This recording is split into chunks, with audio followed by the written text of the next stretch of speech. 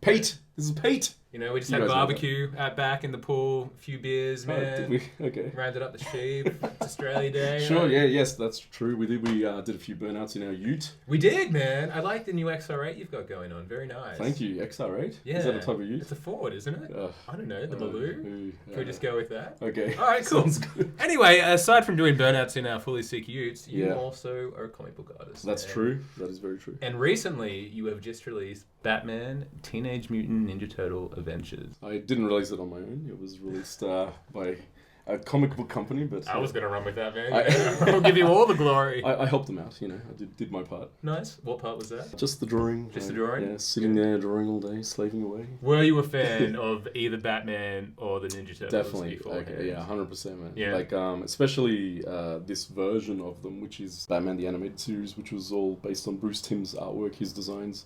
And that was just a series that I grew up on. I used to watch that after school every day, and it was just such a great TV show. And it's a real influential piece of work, actually, on even today. You know, like you see a lot of those things creeping into even Batman today and that sort of thing. Yeah. So that was I was really excited to get to work on that version of Batman. And then with the Turtles, you know, like the new Nickelodeon series has just been awesome. Like really, really cool stories. They've done a really completely fresh sort of take on it, but also keeping true to a lot of the original elements from the Ninja Turtles, like stuff that we used to love from it. So it's really cool getting to work on those guys in one comic book, you know. Back when you watched that as a kid, would you sit down and draw, you know, the Batman from the cartoons? Like, was that something that you started getting into? Yeah, more the Turtles, I would say. Like the old 80s or 90s, whatever that series was that first came out of the Ninja Turtles. I was a massive fan of that. You know, I grew up on that as a kid, and I used to draw them all the time, you know, back in school and everything. And then with Batman, I think I was definitely a big fan of the show, but I can't really say that I used to draw Batman that much. Like, it wasn't really until I started drawing the series that I really, really got into drawing Batman and learning what makes that character, you know, like sort of tick and all that kind of thing. And now I'm feeling pretty comfy with him, you know. I'm Yeah. Sort of like 5 issues in, and I'm, you know, my Batman muscles are strong. Give us your Batman voice. I am the Batman. Man, that's pretty good. Yeah, dude, I'll run with that. That's cool. No sideburns, Pete.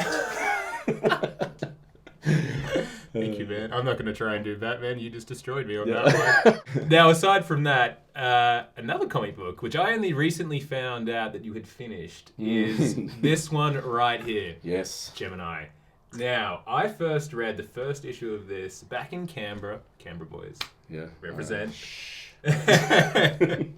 Back in about 2006, if I'm not mistaken. Come on. Like, that's probably accurate. Yeah. And dude, I remember reading the first, the second, and the third. Yeah. And then the comic book shop I worked at, which closed down, House of Heroes, which does make an appearance in here, along with Impact Comics, another great comic shop in Canberra. From Canberra, yeah. Represent.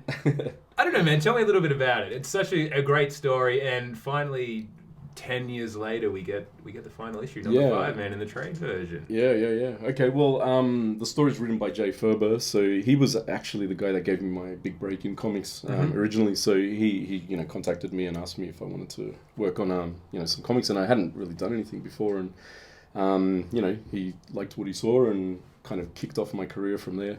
So years later, I wanted to try doing, you know, create our own book again, and I got in touch with him, and we decided to come up with this story here, which was Gemini. So basically, it's the rundown is, you know, it's a superhero whose identity is so secret that even he doesn't know it. His name's Dan Johnson. He's a normal guy, and what happens is there's this organization called the Constellation, and they kind of wake him up and make him go do superhero stuff. And he doesn't know that he's a hero. The hero doesn't know that he's a civilian. And then what happens at the end of the issue, it's a big event. I don't know if I want to spoil it for people. They should read it. Don't spoil it for me. Yeah, okay. But something happens and he sees his face for the first time. And when he sees his face, he has to discover, he thinks, you know, who am I? Like, he has to go and discover his true identity. And so this story is about him, you know, figuring out about this, you know, secret organization and how to escape from their evil clutches, that kind of thing. So what's it feel like to finally get it out though after 10 years? Okay, so that is just a massive weight off my shoulders. It was something that was burning in the back of my mind all the time. Like every project that I worked on, I just knew that I wanted to get Gemini finished, and it was like a big personal goal. And the thing is, like, when I first started working on it, I was pretty green. I was kind of struggling with learning how to draw on the days where you don't feel like drawing, that sort of thing. Yeah. And the reality of it was I needed to make money, I needed to make a living off my job. And so I started taking freelance work that actually paid where, when you're working on creator-owned, sometimes, it's not something that you actually get paid for. You're doing it for yourself, and especially with Image Comics around that kind of time. And so, I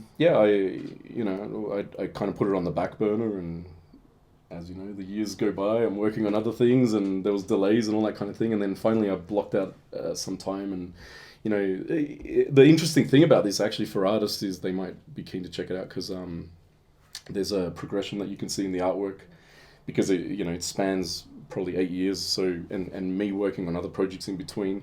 So all of a sudden you've got a guy that's learned this much and he's now coming back and drawing the same thing.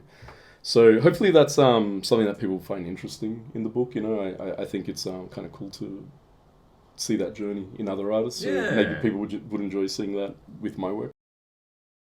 My mum's Spanish. Mm-hmm. My dad's from Chile. Mm-hmm. So, obviously I look very Spanish and Chilean.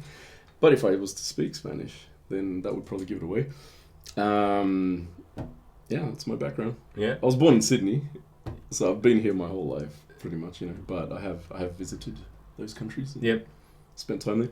Love the food. Are there any Chilean comic book characters? Yeah. Characters. Well, actually, there's a very famous Chilean comic book character, which is kind of like the equivalent of maybe Asterix or Tintin. Over in Europe. Yep. His name's Condorito. Condorito. So he's like a very cartoony version of a little condor, and he was kind of like Mickey Mouse or Donald Duck type cartoons, And, funny thing was or interesting little fact, my granddad actually was asked by the guy that used to draw that comic to be his assistant. So my granddad was kind of involved in comics in that way as well. So. No way. Yes, very proud. So did your granddad at all sculpt you at a young age as regards to you drawing? Both of my grandparents, actually. Both of my granddads, they're painters. One draws more, with pencil and that sort of thing, and the other one's a painter. Yep. My dad also liked drawing quite a lot, and my mum was pretty creative as well. So yeah, it kind of runs in the family, I guess. I like to think of it like it was like the powers came from two sides and went and just like came down on me. Sort of monkey magic, like elemental forces worked upon the rock. Red hair, rosy cheeks. I'm looking at your sideburns, man. Monkey magic. That's what I'm talking about. Anyway, this mop top. Yeah. So anyway. Don't buy this. Yeah. Don't buy it. That's it. Australia Day. Take this outside, John. That's how we do it. But seriously, if anyone out there would like to buy this, where can they find it? All right. Well, thank you for asking me about that. It's plug-in time. I'm actually selling these right now on my art store, which is jonsommariva.bigcartel.com. You can look it up there. I'm selling it, and I'm offering a version where you can buy it with a little head sketch if you like. It's quite a deal, I think. I bang them out and send them out, and it's free shipping in Australia. You have to pay American dollar, but the conversion rates are not too bad at the moment. Is it free shipping to Queanbeyan? To Queanbeyan, they'll get a special mining team to go down the hole and deliver it to your house, so no problem at all. I'll get one. What else have you got up on your Big Cartel store? I'm selling prints. I've got original artwork, which is something that I've started adding more recently. So some of my original Ninja Turtle pages and that sort of thing, they're all going up there. For anyone that's interested in a nice, unique, one of a kind type item. Yeah, nice. Got some stickers on there, my art books as well. So I just keep it pretty updated and that sort of thing. So we'll be launching Gemini officially at Impact Comics in Canberra. Get down there. Between 1 to 4, I'll be there. I'll be on time. I'll answer questions. We can just hang out, whatever.